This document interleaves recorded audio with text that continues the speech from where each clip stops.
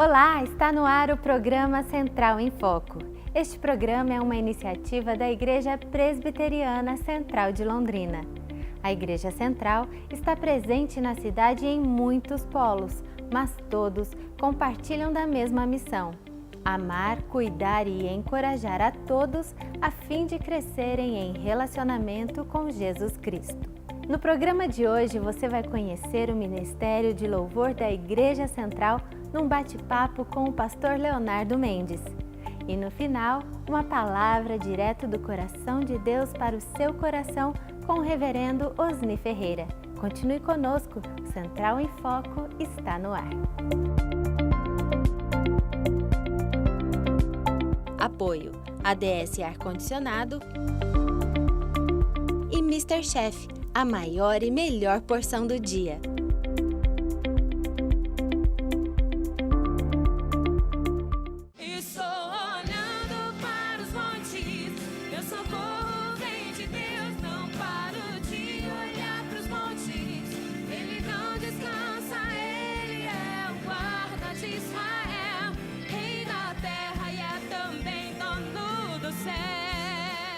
E hoje aqui no programa Central em Foco eu quero apresentar para vocês um dos grandes ministérios que a Igreja Central tem.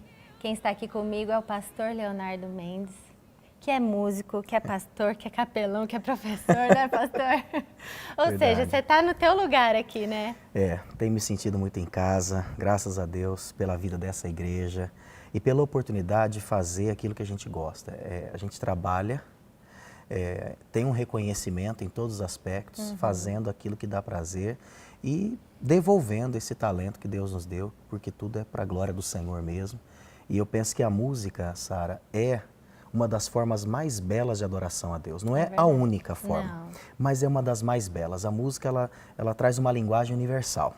Então, quando a gente canaliza a música para essa finalidade, com certeza isso agrada o coração de Deus. E para quem é músico, poder servir a Deus através desse talento, inclusive profissionalmente, isso é maravilhoso. É verdade.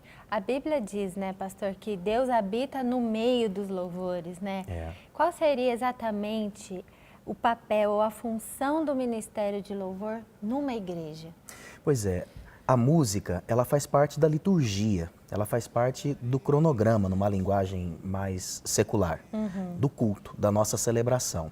Ela prepara o coração das pessoas para o momento da palavra. A palavra, para nós, é o ápice do culto. É o momento pelo qual Deus fala com a sua igreja. Então, quando o louvor, ele consegue unificar, ele consegue congregar, mobilizar as pessoas, preparando-as para a palavra, com certeza ele cumpre o seu papel. Agora, é claro, não é só isso. A ideia é que não é só de sensibilizar, mas é a ideia da adoração, é a ideia da convocação da presença de Deus. Você acabou de dizer, Deus habita no meio dos louvores. Aonde o nome de Cristo é glorificado, seja através da música ou por meio de uma outra ferramenta, quer dizer, Deus se manifesta com a sua glória. Nós temos visto aqui, quer dizer, milagres acontecendo através das canções. Nós que estamos sempre no altar, temos o privilégio de olhar para todas as pessoas. A gente vê pessoas chorando, se quebrantando, pessoas se derramando na presença de Deus, pessoas também alegrando o seu coração, demonstrando essa alegria, a família unida, cantando, louvando a Deus, sem falar que tem muitas canções que trabalham a nossa fé também. Com certeza. Não é? Que estimulam a fé, que fazem a pessoa de fato buscar a Deus por aquele favor, por aquele milagre, mas eu sempre digo, né, as nossas canções não podem servir o nosso próprio umbigo. Elas não podem ser antropocêntricas, elas têm que ser cristocêntricas.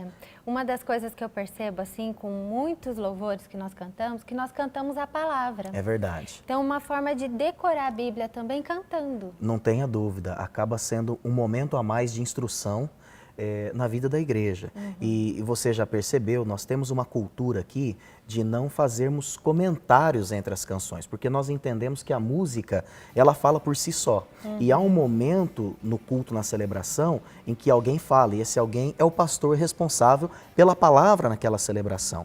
Então, nós vemos de fato o Espírito Santo trabalhando nos corações, instruindo, gerando esse conhecimento da palavra, e eu creio, Sara, acima de tudo, a música, ela tem o papel papel de adorar e entronizar a Deus e a Cristo por aquilo que Ele é, também por aquilo que Ele faz, mas é um reconhecimento da soberania de Deus, o seu poder de salvar. Amém. Agora, pastor, o louvor da Igreja Central é realmente um ministério que trabalha com excelência, né? É verdade. Conheço muitas pessoas que são atraídas para a nossa igreja por causa da qualidade do louvor. Isso também é muito importante. Não tenha dúvida, há um investimento na estrutura. Quando eu digo estrutura, equipamentos de som, instrumentos, esses instrumentos eles vão para uma manutenção cotidiana. Nós temos músicos que vivem da música, são músicos profissionais que atuam no nosso ministério, que têm essa profissão como uma forma de adoração e celebração a Deus também, não é verdade? E os ensaios. Todas as bandas, elas ensaiam semanalmente, elas dedicam um tempo de qualidade. Muitas delas ensaiam com os backings separados, com as vozes, depois juntam com o instrumental. Sempre tem alguém para coordenar esse arranjo. Aliás, a Carol, que é uma das nossas ministras, ela é responsável pelos arranjos vocais. Nós temos a Lilian também, que atua no ministério como líder de uma das nossas equipes. Pastor Samuel, que também é um líder precioso, tem colaborado muito conosco. Agora, pastor, para quem nos assiste, assim, e ainda não conhece de fato, né, o andamento do culto, a liturgia, o louvor ele está presente em basicamente o culto todo, né? Sim. Desde o primeiro momento, aliás, nós fazemos aqui o prelúdio. As pessoas vão chegando meia hora antes do culto, 15 minutos antes do culto, e já tem ali uma equipe que já está não tocando, mas ministrando. Ministrando ao coração de Deus, né? Cada nota sendo colocada como instrumento de adoração, e com isso as pessoas já vão sendo envolvidas nesse clima de reverência, nesse clima de adoração, nesse clima de quebrantamento, não é? Isso tem feito toda a diferença, até realmente, como você disse, o final. Geralmente após a palavra tem-se um momento de oração, um apelo, a equipe também se faz presente nesse momento. Não posso deixar de mencionar, Sara, o coral. Sim. Nós temos um culto num formato um pouco mais clássico, um pouco mais tradicional, mas o nosso coral ele é extremamente heterogêneo, eclético, mistura o clássico com o contemporâneo, sob a liderança do Heron. Não é? São mais de 50 vozes, inclusive estarão nos ajudando no especial de Páscoa, na cantata de Páscoa. Que está chegando, né, pastor? Fica aí o convite para todos os telespectadores do nosso programa. Então, assim, o coral, principalmente nesse culto, também tem um papel fundamental de resgatar aqueles hinos, mas também de preparar os corações. Aliás, o coral sempre tem essa felicidade mesmo de trazer essas músicas com conteúdo teológico muito bom que edifica a igreja. É verdade. E aqui na Central, como que a pessoa pode participar do ministério? Precisa ser membro da igreja? Nós temos alguns critérios, né? A pessoa precisa ser membro, ser um discípulo, ela precisa estar em célula. Ela já precisa estar envolvida na vida da igreja. O coração da Igreja Central hoje são os grupos pequenos, são as células. Não é? Então, todos os ministérios, na verdade, eles têm uma prerrogativa. É a participação na célula. Ele passa por uma triagem técnica, é claro, tanto aqueles que querem atuar nos backs, no vocal, como no instrumental. Então, para cada instrumento, nós temos uma pessoa que faz esse teste. Não é? Claro que a pessoa não precisa ser um superdotado musicalmente, mas tem que ter uma noção básica para poder fazer bem feito com excelência, porque o nosso Deus merece o melhor. É verdade. Bom, pastor, eu quero aqui parabenizar, né, a equipe do Louvor da Igreja Central, que realmente é uma equipe abençoada, ungida. Amém. Né? Nós percebemos sim a presença, a atmosfera no culto, ela é diferente, né? É verdade. Quando as pessoas que estão ali ministrando, elas têm esse compromisso de ter culto na vida e não só vida no culto, né, isso pastor? aí, é isso aí. E os nossos cultos têm sido assim essa coroação de uma semana com Deus. Não é por isso que os cultos eles de fato têm todo esse clima, porque é o ajuntamento de um povo que não está vindo aqui para bater cartão uma vez por semana, mas que tem o seu dia a dia com Deus, e esse povo quando se junta de fato faz uma grande festa, é o que a gente vê aqui toda semana. Amém. Então fica aí o nosso convite para você que nos assiste, venha participar de um dos cultos e experimentar essa atmosfera de adoração que nós experimentamos aqui todos os domingos, né, pastor? Isso mesmo. Obrigado, Sara, pelo convite, pelo privilégio de estar aqui falando um pouquinho em nome de tantos músicos e de tantos ministros que servem aqui na Igreja Central. Obrigado a você pela sua atenção. Deus abençoe.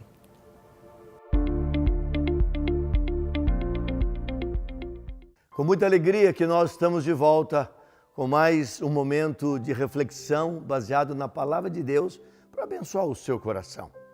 Nós estamos nos aproximando de dois momentos históricos, dois momentos importantes, eu diria os momentos mais chaves em toda a Bíblia, que é a morte de Cristo, a expiação, na sexta-feira, e a ressurreição no domingo, domingo da esperança.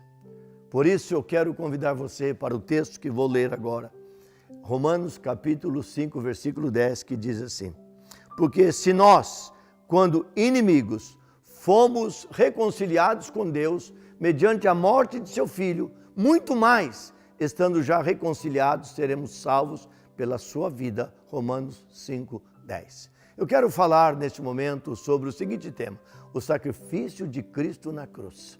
Como disse, estamos iniciando hoje a semana em que comemoramos a ressurreição de Jesus Cristo. A ressurreição de Jesus Cristo é o ponto mais alto e significativo do cristianismo. Pois, como diz o apóstolo Paulo, quando ele afirma: e se Cristo não ressuscitou, vã é a nossa pregação e vã é a vossa fé. 1 Coríntios 15, versículo 14. No entanto, não haveria ressurreição se Cristo não tivesse morrido na sexta-feira, chamada Sexta-feira da Paixão. Jesus fez-se pecado por nós, ou seja, Ele assumiu a dor, o peso do pecado de cada um de nós, quando foi crucificado e morto, padecendo a morte mais vergonhosa e dolorosa que havia. Naquela época, somente um criminoso era crucificado. E Jesus não somente foi morto, mas morreu numa cruz, enfrentando toda vergonha, humilhação e dor que não conseguimos dimensionar o tamanho do sofrimento.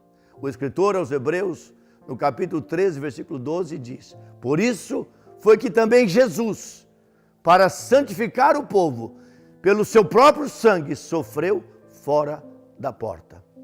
No Novo Testamento, sumo sacerdote, uma vez por ano, entrava no Santo dos Santos para fazer expiação pelos seus pecados e pelos pecados de todo o povo e da nação.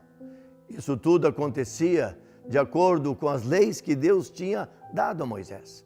Era aspergido sangue de um animal, sem defeito, sobre o propiciatório, e assim era oferecido o holocausto. Todo este ritual de derramamento de sangue de um animal, que era praticado no Antigo Testamento, apontava para Cristo, o sumo sacerdote maior, que haveria de vir e uma vez por todas pagaria pelos pecados e todas as transgressões da humanidade. O sangue provindo de animais seria um sacrifício insuficiente. Somente o Cordeiro perfeito, sem pecados, Jesus, poderia morrer pelo pecado de outros, pelo seu e pelo meu pecado. A expiação de Cristo representa a remoção da dívida que estava sobre nós, pecadores. Ele pagou o preço em nosso lugar.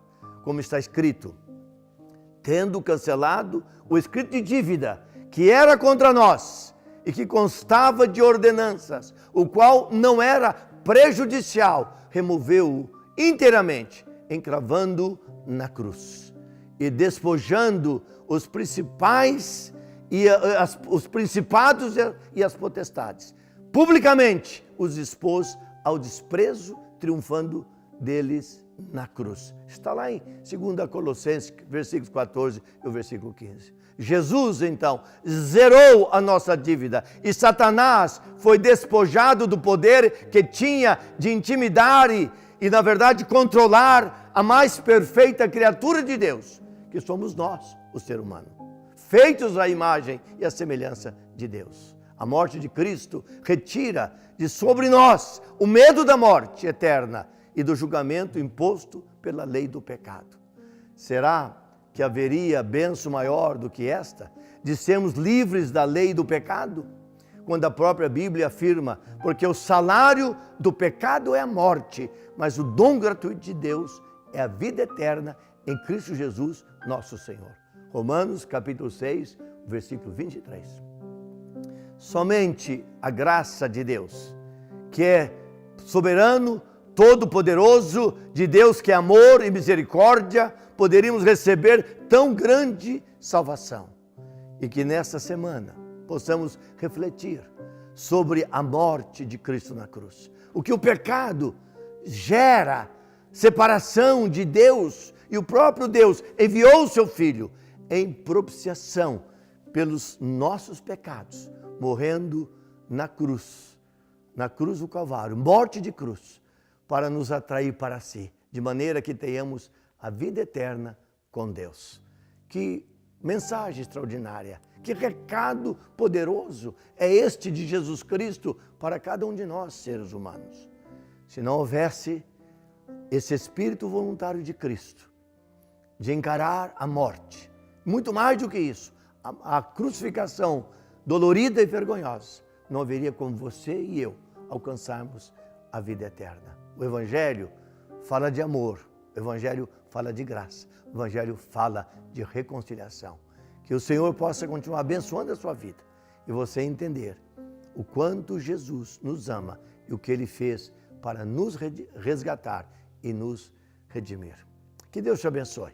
Eu não sei qual é a sua situação, a sua necessidade. Esse é o tempo de milagre na nossa vida. E eu quero orar de maneira específica, é por você. Pai, muito obrigado, porque Tu nos dás a oportunidade de lembrarmos o que significou para Cristo aquela cruz, quando Ele faz expiação pelos nossos pecados.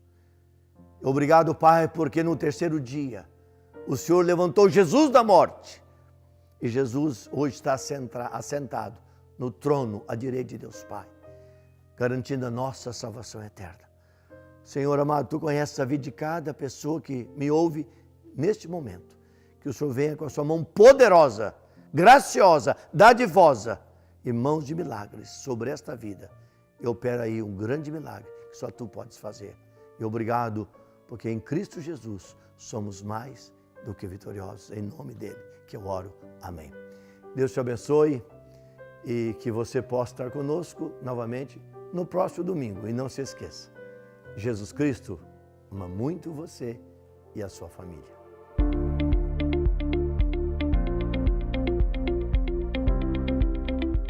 E você é nosso convidado para participar ainda hoje de um dos cultos de celebração que acontecem todos os domingos, às 10 horas da manhã e 19 horas, no Centro de Adoração, Rua João 23, número 401, ou às 18 horas no Templo da Rua Benjamin Constant, 1647. Também nos polos do Jardim São Fernando, Jardim Castelo e Jardim Leonor. Durante a semana, de segunda a sábado, Alvorada no Altar, uma reunião de oração que começa às 6h30 da manhã na capela, que fica também no Centro de Adoração. Noite da Libertação, às terças-feiras, às 19h30 no Centro de Adoração. E aos sábados, às 20 horas, Culto da Juventude, também no Centro de Adoração. Conheça melhor a Igreja Central.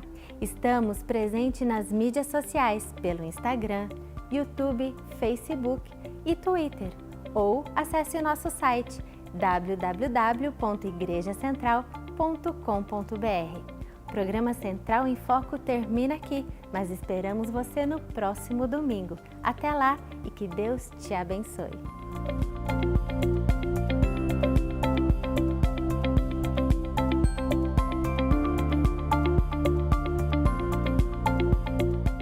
Apoio ADS Ar-Condicionado